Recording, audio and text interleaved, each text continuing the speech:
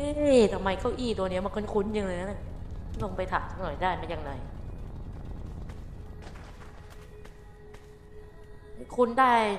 เก้าอี้ตัวนี้มาจากไหนเนี่ยครับเอาเอาเลือดงานเข้าแล้วก็ว่าอยู่เก้าอี้คุ้นๆ